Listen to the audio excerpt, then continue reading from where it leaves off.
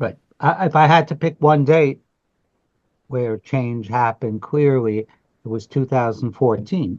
That was when Ukraine had a protest movement that became a revolution against the existing pro-Russian government. The then pro-Russian government, uh, well, it prevented Ukraine from having a relationship with Europe. And the demonstration started out about Ukraine having a relationship, a trade relation, economic, a modest one, an affiliation. Um, and the president then reneged on a promise to draw Ukraine closer to Europe, and that led to mass demonstrations.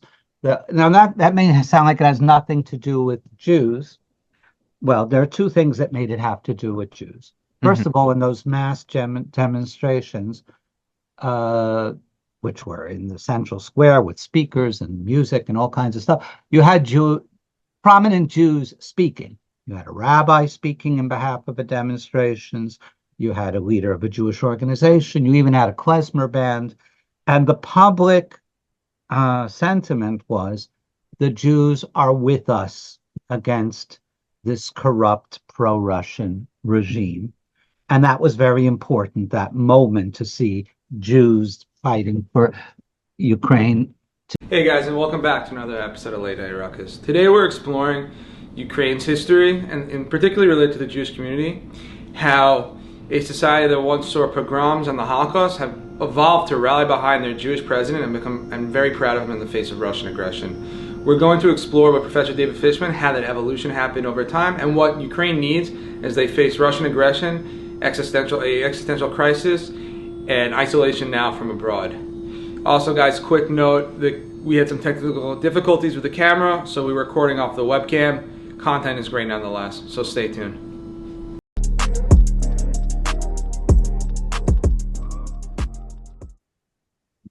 All right, thank you, Professor, for being on the podcast.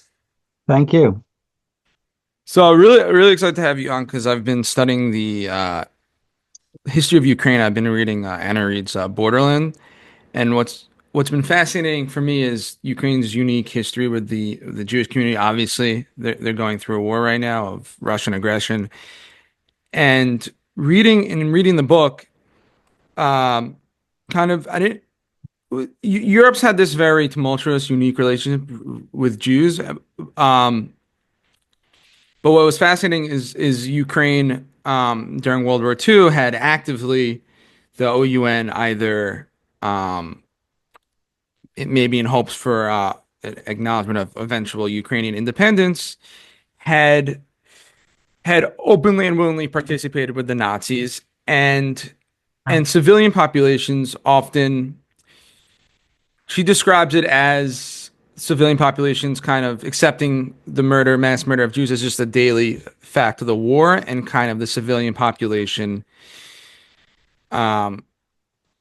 openly just kind of okay with it and accepting of it. But fast forward to today, and that a lot of Cossack lore still kind of has some heroes like Bandera and the Kaminsky kind of interwoven into it, but yet we've seen a Jewish community that has brought up Zelensky as president and Vladimir Grossman as prime minister up until 2019. So how does the evolution of the society kind of change that allowed that to happen? We've seen photos of Orthodox Jews rapping tefillin while wearing Ukrainian military uniform and ready to defend their country. How has This is not to say that anti-Semitism still doesn't exist, like in every society, but how has it been able to foster both Jewish leaders and Jewish patriots for the Ukrainian cause and nationalism? Well, that's a big question. There's a lot of ground to cover, and I'm going to try to cut through too much detail. First, let me correct, since I'm a historian. Definitely, I appreciate it. The picture of World War II. There definitely was significant Ukrainian collaboration with the Nazis in World War II by the Organization of Ukrainian Nationalists, the OUN, and by civilians, definitely true. But the history of Ukraine in World War II is divided. You know, 5 million Ukrainians fought in the Red Army and the Soviet Army against the Nazis. Millions of Ukrainians died fighting the Nazis. So it's a very split record in World War II. In Western Ukraine, which is the heartland of the OUN, there was considerable collaboration. But just remind you, the first Red Army soldiers that liberated Auschwitz weren't Russian, they were Ukrainian. Oh, wow. So it's a divided history, by the way, between Western Ukraine and Eastern Ukraine. By the way, Zelensky, of course, comes from Eastern Ukraine, and his grandfather fought in the Red Army against the Nazis in World War II, as Jews and non-Jews from that area did. So I just want to set the record straight about World War II. It's not so simple, though. Definitely Stepan Bandera, was both a Ukrainian fascist and a Ukrainian anti-Semite, and there can be no doubt about that. But Ukrainian society is sort of divided also on whether to consider him a hero or not. Interesting. And one thing that I kind of noticed, at least prior to Russian aggression, at least in the Jewish circles or even the Israeli circles that I'm in, is kind of the sanitizing of Russia and Russia's history. You know, we forget that they had been the big before Germany. Been propagators of the protocols of the Elder Scrolls of Zion, for example. But Putin seems to have kind of cleansed Russia's image. You know, we see photos with him with Lubavitcher rabbis. We've seen him, maybe not the warmest relations with Israel, but there's a large Russian diaspora in Israel. He had previously allowed Israel, the IDF, to operate in Syrian territory. Have you also seen kind of a shift, at least prior to Russian aggression? Maybe now, where do you see this is heading with Trump kind of isolating Zelensky in Ukraine in favor of Putin? But as Jews tend to, because of Israel, tend to move more conservatively, do you see them kind of shifting a little bit more or looking more at Russian fondness more fondly than exchange instead of Ukraine, despite having Zelensky as president? Well, I have a very different take on the role of Russia in the last couple of years. Mm-hmm. And a lot of this came out after October 7th, that Russia had financed Hamas, welcomed Hamas representatives to Moscow, to the Kremlin after October 7th. Russia provided arms to Hezbollah in Lebanon, and when the Israelis had ground operations in Lebanon this last year, they discovered a lot of Russian arms. Russia, especially the last couple of years, has developed a very close relationship with Iran. First of all, Russia's getting arms from Iran for its war against Ukraine. And Iran provides, drones and missiles and other things to Russia. And Russia, in exchange, has been giving things to Iran. That's a very close relationship. So the last couple of years, if anything, it's become crystal clear that, Russia is really, as far as Israel, in the enemy camp. And relations between Israel and Russia have become tense. So I don't buy into any of this about, as far as domestically, yes, he allows Chabad, especially Chabad, to function freely in Russia. But actually, I think he plays a two-faced game, To certain constituencies, he'll say, nice things about Jews and Judaism. But then to other constituencies, I mean, he's really made anti-Semitic comments about Zelensky, right? I mean, saying he said just a couple, when was it? In December, that Ukraine is run by secular Jews who hate Russia. And he often cites his quest to kind of denazify Ukraine. I'm assuming he's probably pointing to the Azov Brigade, which are harbor neo-Nazi ideology, and they were big in fighting in 2014, as continuing on to this recent uptick in the war. When he points to that, is there historical merit to his claim? Is he appealing to kind of history again and during World War II? Is he appealing to just the neo-Nazi elements that, I remember the Obama administration was worried about funding Ukraine because weapons might end up in their hands. How big, I guess my question would be, how big is the Azov Brigade and these neo-Nazi elements? And then is there any merit to Putin's claim? Well, Putin's claim is much bigger than just about Azov. Putin claims that Ukraine is run by neo-Nazis. Mm-hmm. And most of the time, he claims that Zelensky is a Jewish collaborator or Jewish servant of neo-Nazis. Oh. That's, totally outrageous, ridiculous. And that plays maybe well for at least part of the Russian audience. But internationally, it hasn't played at all. First of all, it has no basis in fact. I mean, this is a democracy, and the main reason it didn't get any traction is because Zelensky is Jewish.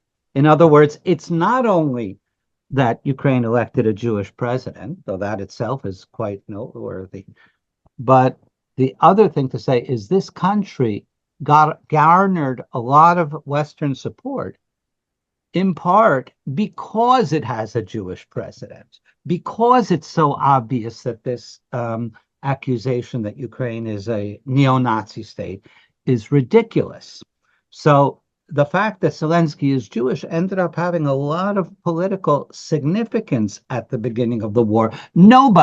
Virtually nobody outside of Russia believed this this idea that Ukraine is a neo-Nazi state. Now, if you want me to talk about Azov, I will. There definitely are neo-Nazis in Ukraine, as there are neo-Nazis in Russia. Mm-hmm. It happens to be that neo-Nazism is a very militaristic ideology. So you're going to get people on the front, people who love to fight, who love militarism on both sides, who are neo-Nazis. And that's as equally true as the Russian side, they're different groups, as it is on the Ukrainian side. Azov's a little complicated story. I will tell you, I talked with a woman because I published a newsletter on Jewish news from the war in Ukraine, and I'm in touch with a lot of people over there. I talked with a woman whose husband is now a Ukrainian POW in Russia, Jewish. His name is Feldman, and he fought in the Azov Brigade. Oh, wow. So there are different types of people in Azov. There are Nazis in Azov. There are Jews in Azov. So it's a little bit more complicated than just saying, oh, that's a neo-Nazi formation. Got it. And then taking a step back, what really is fascinating is even before Zelensky, you had Vladimir Groisman as prime minister. What conditions, especially in a country like Ukraine with fascinating history with its Jewish community, what generational shift or change kind of had to happen in Ukrainian society for them to be not only elect a Jewish head of state, but also strongly support him? I think Zelensky's poll numbers were down, but I think he's still by far between the most popular politician. And now you see Trump attacking him. People can probably rally around him, just like when Biden had kind of tried to isolate Netanyahu. The Israeli public despite his struggles back home, kind of rallied behind him. So I'm really curious about that kind of generational Mhm. shift. Mhm. Because if you look at Ukraine, right after they gained independence, it still seemed like Mhm. there weren't ardent anti-Semites, but it was just kind of an accepted norm throughout society. So how did that change happen? Right. If I had to pick one date where change happened clearly, it was 2014. That was when Ukraine had a protest movement that became a revolution against the existing pro-Russian government. The then pro-Russian government, uh, well, it prevented Ukraine from having a relationship with Europe.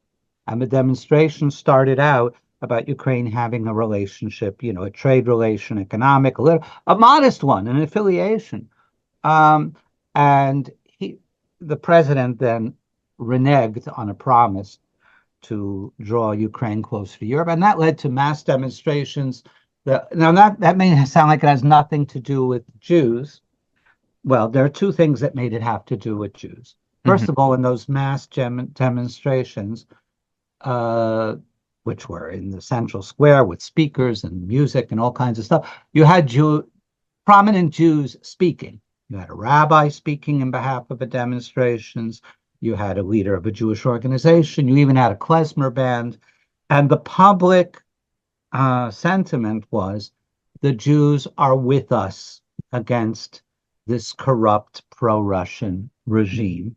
And that was very important, that moment to see Jews fighting for Ukraine to they were even fighting because when there was fighting, there were Jews on the streets fighting along with others for Ukraine to be part of Europe. That's the first aspect. The second aspect of it is being part of Europe is not just an economic relationship. Everybody understands to be affiliated with Europe, you Hmm. have to embrace European values.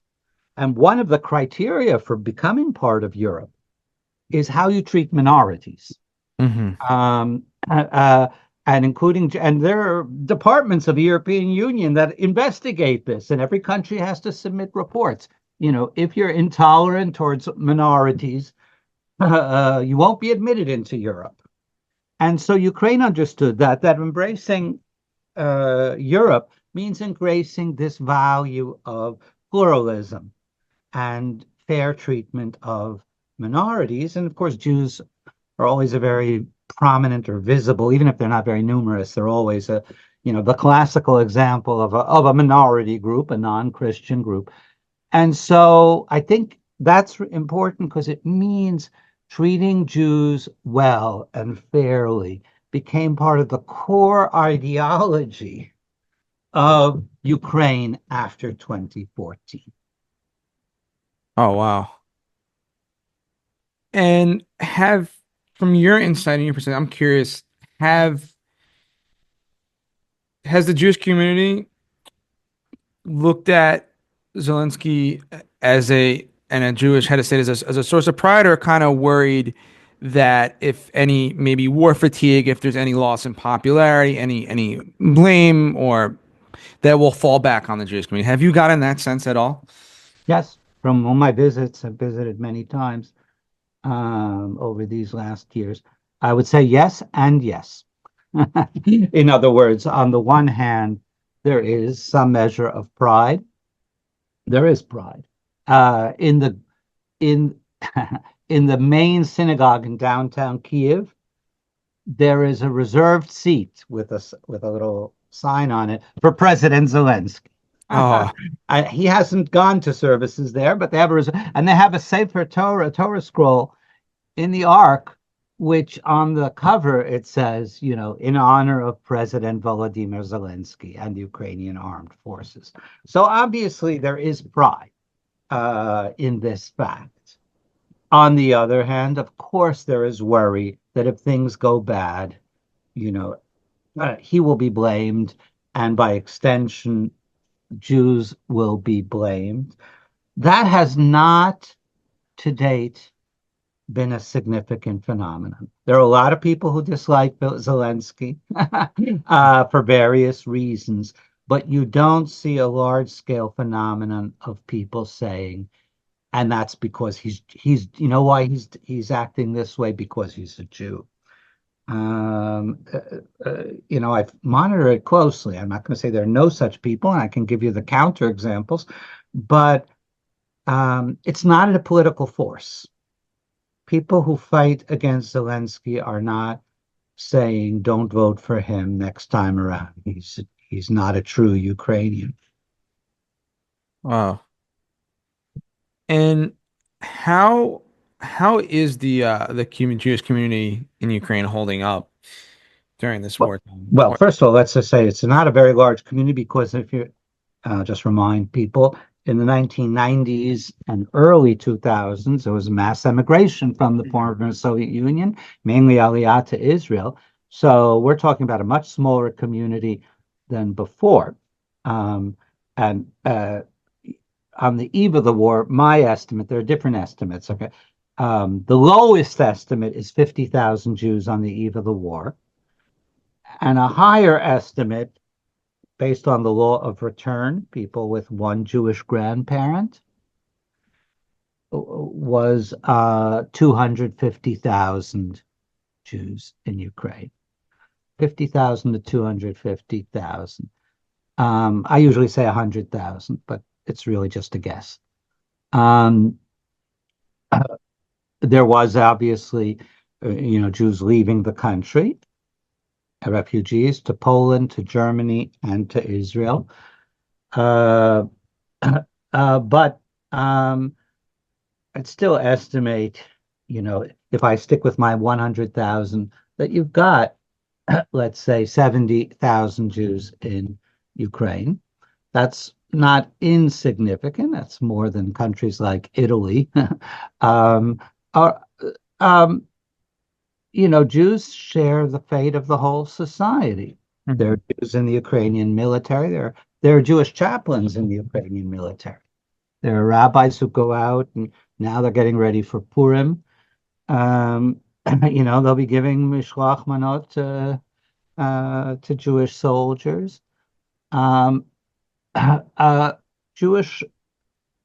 lot of Jews have fled from the area near the front further west. In other words, they've stayed within the country, but they've left the area near the front. So you have a lot of migration of Jews, but there is active Jewish life. There are like 8 synagogues, maybe even 10 in Kyiv, in the capital city. Chabad, Orthodox, non-Chabad, one conservative, one reform. So there is Jewish life ongoing. It's a little tough. I visited a Jewish school, actually a secular Jewish school, this last time in January when I was in Kyiv. It's sponsored by ORT, the Jewish, historically a Jewish organization for professional and vocational training. Oh, wow. Anyway, they teach Hebrew, they teach Jewish history, Jewish tradition. It's a very, and they have in-person classes. In order to have in-person classes, you have to have a very large bomb shelter. You must have a basement level, which can serve as a bomb shelter. But they're fortunate they have a large basement level, and they're able to have in-person classes. So there's a lot of Jewish life going on despite everything. And it's very inspiring. It's very impressive. Wow. And one thing that I'm kind of, I guess, trying to understand in terms of Ukrainian society as a whole, I think Gorbachev's mother was from Ukraine. A lot of Ukrainians have family in Russia, and Russians have family in Ukraine, and it's kind of seems beyond kind of like akin to the Spanish Civil War. It was like family divide, kind of, and just some kind of infighting. How does the Ukrainian Jewish community kind of view the Russian Jewish community, or even the Russian diaspora in Israel? Are they getting help? Do they seem it kind of falling on the lines of national lines, or is it just a difficult thing that all Ukrainians are kind of grappling with? First of all, you're absolutely right. There's a lot of divided families and family tensions now. Or basically, you talk on the phone. When these relatives talk on the phone between Russia and Ukraine, they don't talk about the war. They just don't discuss that topic because it's first of all it's explosive, and second of all, the people on the Russian side, what can they say? They only can say the official line. You can even get arrested for saying wrong things in a telephone conversation. Wow. So you avoid the topic. If it's a person on the Russian side who believes the propaganda, it gets very hard. There are a lot of difficult family relationships now when they are divided like that. Uh, as far as the diaspora in Israel, all the polls show that the vast majority of Russian-speaking Olim, whether from Ukraine or whether from Russia, support Ukraine in this war. About 80%. In other words, there's a 20% minority that supports Russia, but so in other words, even Olim from Russia um, support Ukraine, is the victim in this war. And so there's pretty large consensus. And there's been a lot of volunteer work. Israeli society has really done a lot for Ukraine. There have been people that have gone to fight. Well, that was mainly in the year and a half between the beginning of the war in Ukraine and October 7th. Those people went back to Israel as soon as October 7th happened. But for the first year and a half, there were a lot of Israelis or children of Olim going back to fight for Ukraine. There are people doing all kinds of humanitarian work, and the sympathy for Ukraine. Again, it's not broad. Israeli society has its own problems and is more focused on them. But those who care have done a lot. Wow. And then just from a linguistic perspective, most of the Jewish community is Russian their first language, or they have adopted to teach their children Ukrainian as a first language? Are they bilingual? Just curious. Everybody's bilingual. Very few people, especially in cities, are not bilingual. But there's a big change going on in the Jewish community. And the Jewish community used to be overwhelmingly Russian speaking, but this war in Ukrainian society in general and among Jews included really has changed the perception. People strongly prefer to speak Ukrainian than to speak Russian. And in the Jewish community, it's a gradual, these things don't change overnight. But there is an effort, more of an effort, to conduct Jewish life in Ukrainian. For the first times, we're getting publication of a Siddur in Ukrainian translation and a Chumash in Pentateuch in Jews relied on Russian translations, which used to be published in Moscow. Well, guess what? You can't get books published in Moscow anymore. And anyway, Jews would prefer to use Ukrainian. So that's a shift. It's going to take many years. But I think the overall process is clear. Got it. Young people, especially young Jews, are totally fluent in Ukrainian. But everybody's bilingual. I mean, I've never met a Jew who did not know both languages. Got it. Oh, that's interesting. I want to get to kind of international relations in the Israel and the United States in a second, but before I get to that, I'm kind of curious. So how does the Jewish community kind of grapple with Ukraine's history, but then also, integrates in this kind of nationalism that you speak of? It's kind of dark past. We've seen tragedy like Baba Yar, pogroms, and then the embrace of kind of some national, like the Kamensky seemed to be kind of viewed at least in Ukrainian history as a kind of a revolutionary, but he also, pogroms came with it. How is this kind of the sense of both embracing the good, the current present with the past in terms of identifying as a Ukrainian? Well, again, you're interviewing a historian, so historians correct the history. Of course. I welcome that. Babi Yar was overwhelmingly perpetrated by the Germans. It happened on, the territory of Kyiv, but the Ukrainians played a secondary role. They didn't do the shooting. Pogroms. A lot of those pogroms in Ukraine were perpetrated by the Russians. Hmm. Not all of them, of course. So the history is complex. Doesn't mean everything is that Ukrainians are to blame for it, though. There are enough pogroms perpetrated by Ukrainians. I'll definitely say that. Um, you know, uh, maybe I should turn it around and say, how do African Americans live in America with the history of racism? Hmm. You live with it. You're aware of it. You're vigilant about it, but you live with it. I think in Ukraine it's a lot easier for Jews than for African Americans in America, but because really the country has turned a corner, Hmm. and therefore the past is the past, and and you know that its legacy in the present is minimal. I just taught a class on Ukrainian Jewish history. I'm teaching a course to a group of Jews in Ukraine. Wow. They're connected with different synagogues. I teach in Russian. I don't really speak Ukrainian, but I can speak Russian, and I'm teaching them. And I taught them about Bogdan Khmelnytsky, about the uprising of Cossacks in 1648, where tens of thousands of Jews were killed. Um, what was interesting is, as far as student reactions, a lot of them were very strong. You realize Khmelnytsky is a national hero Yeah. because he fought for the liberation of Ukraine. But for Jews, it's a different story.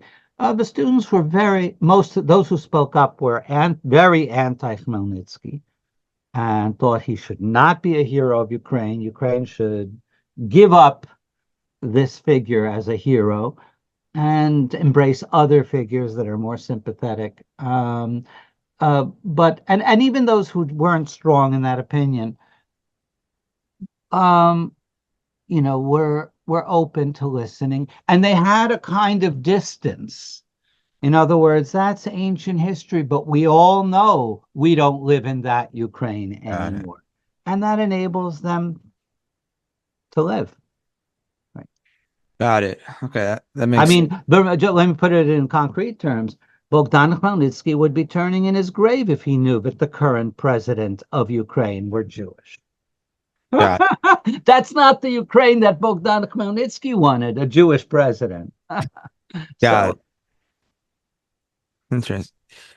And turning kind of to international relations, uh,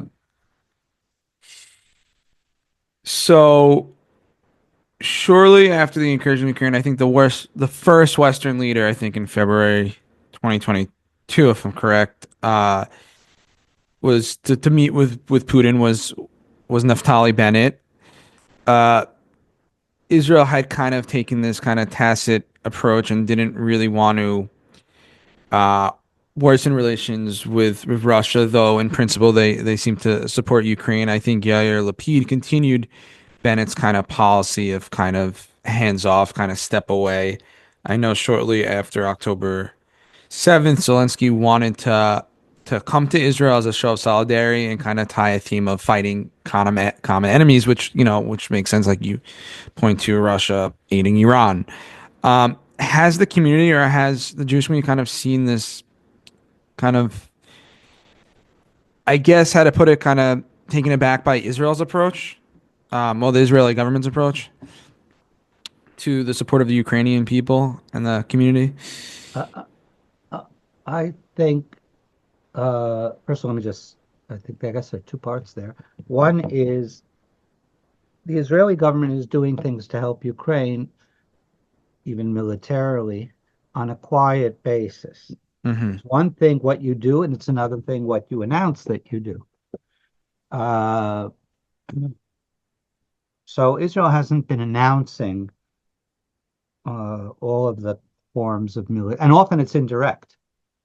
They sell arms to Poland. Hmm. They know that Poland will then forward those arms to Ukraine, but Israel has no responsibility for that. They sold it to Poland. But on the public level, Israel, of course, in the UN votes with Ukraine. um, Rhetorically, has supported Ukraine, but has not you know, publicly, whatever, condemned or cut back relations with Russia and stuff like that. The American Jewish community, I was just checking, literally. Some major organizations have been pretty vocal in supporting Ukraine, like the American Jewish Committee. Just issued another statement this week, actually, sort of deploring what Trump said about Zelensky being a dictator and things like that.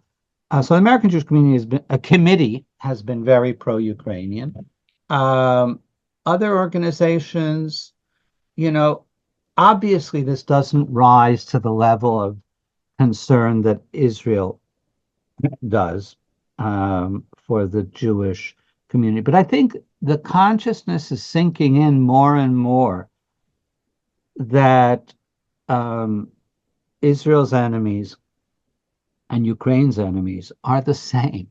That Iran, which is the only existential threat to Israel, is supporting Russia. That Russia has been supporting the terrorist organizations. So even if on the public level there's not a lot of that you see happening, I think the awareness is there that really this is the same war against the same adversaries. Wow. And you touch on the American Jewish community. Trump obviously on the forefront has been very staunch supporter of Israel, and also in this new administration seeking to target a lot of anti-Semitism domestically on college campuses, for example. Is there a kind of a worry now that Trump is kind of courting Putin, at least rhetorically, isolating Zelensky with his recent kind of tweet? Is there a kind of a fear that the Jewish community, as they are kind of, some trends have been growing more conservatively because of Trump's stance on Israel, kind of fear that they might lose support from the American Jewish community? I don't know who is there, who are we referring to? I think this is all so new. This is within last week, all these changes in American policy about Ukraine. I can only tell you my opinion. My opinion is anything that strengthens Russia, first of all, hurts the Western world and the civilized democratic world, but also anything that strengthens Russia hurts Israel. Because Israel, because again, the greatest enemies of Israel are close allies of Russia. Whether it's the remnants of Hamas, the remainder of Hezbollah, and Iran, these are people very close with Russia. So when you help strengthen Russia, you're helping strengthen Iran, Hamas, Hezbollah indirectly. It may not be your intention, but you're doing that. Interesting. Kind of curious, and it's probably kind of obvious, right? But why do Israel?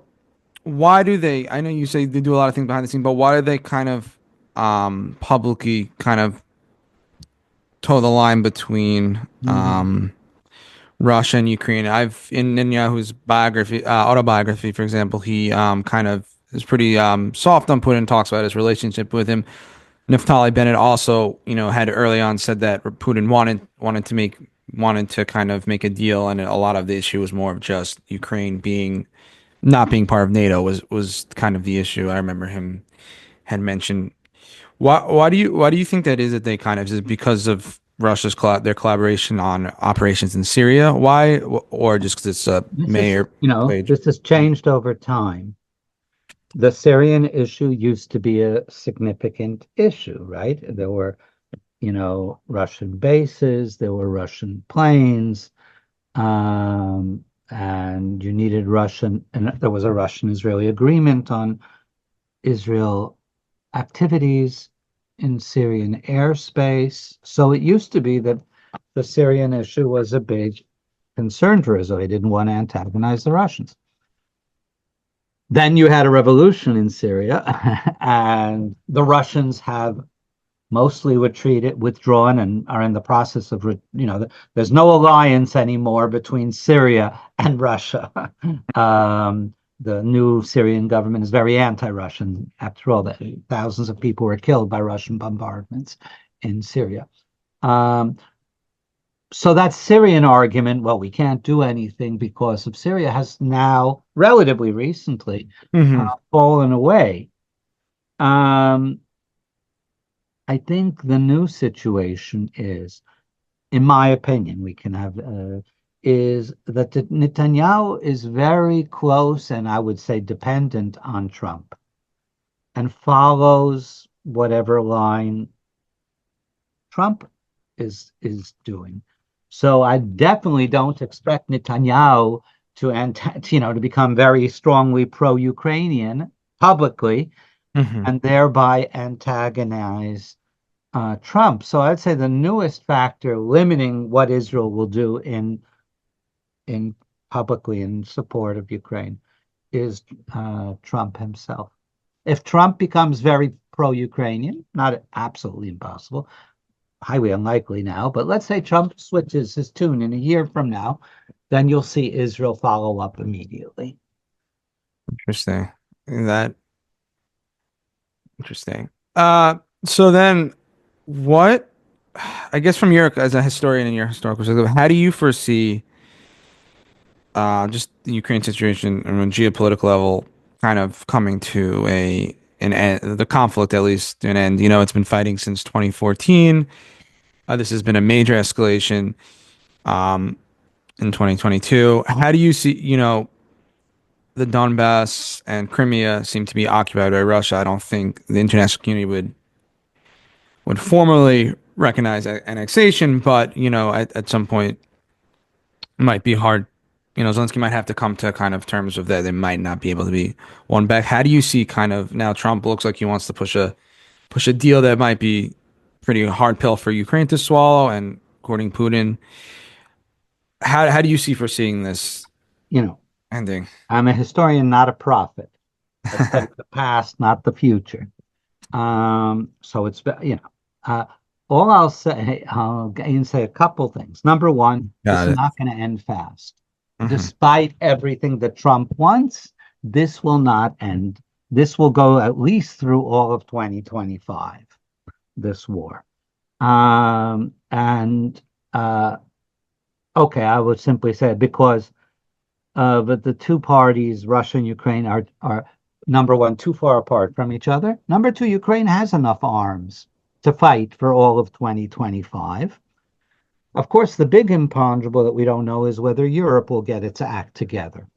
If the British and the French and the Germans, plus a lot of smaller countries, get their act together as far as military aid for Ukraine and military involvement, they become a real player.